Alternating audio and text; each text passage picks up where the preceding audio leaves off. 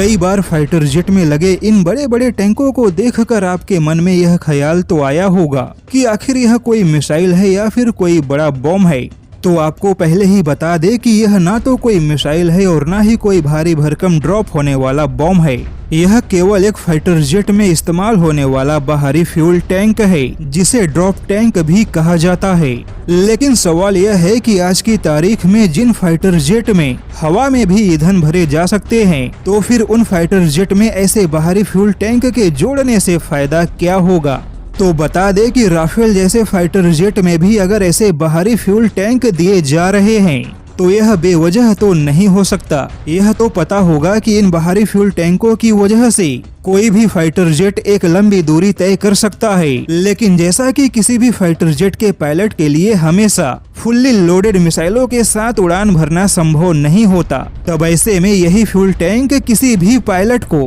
पूरे पेलोड क्षमता के साथ फाइटर जेट के उड़ाने की ट्रेनिंग में काम आते हैं, जिससे कि एक पायलट हल्के फाइटर जेट और पूरे पेलोड क्षमता के साथ लैस फाइटर जेट को उड़ाने की ट्रेनिंग हासिल करता है। और इन्हीं ड्रॉप टैंकों के हार्ड पॉइंट के जगह पे ब्रह्मोस जैसे भारी भरकम क्रूज मिसाइलों को भी फिट किया जाता है, या फिर किसी भी फाइटर जेट में कोई भी परमाणु हथियार इसी बाहरी फ्यूल टैंकों के हार्ड पॉइंट पर ही फिट किए जाते हैं। यहाँ तक कि अगर मिसाइल खत्म हो गए तो फिर इन्हीं फ्यूल टैंकों को ड्रॉप करके दुश्मन के सैन्य ठिकानों पर आग लगाकर भी भारी भरकम नुकसान पहुँचाया जा सकता है। यानी कि यह बाहरी फ्यूल टैंक या ड्रॉप टैंक जो फाइटर जेट के उड़ान की क्षमता को बढ़ाता है, तो यही ड्रॉप टैंक एक पायलट के लिए पूरे पेलोड क्षमता के साथ फाइटर जेट को उड़ाने की ट्रेनिंग में भी काम आता है। और मिसाइल न होने की स्थिति में इसी ड्रॉप टैंकों को क्रैश करवाकर आग भी लगाई जा सकती है। ऐसे में देखा जाए तो यह ना तो कोई मिसाइल है और ना ही कोई बम है, लेकिन फिर भी जरूरत के हिसाब से इसका अलग अलग तरीकों से इस्तेमाल किया जा सकता है।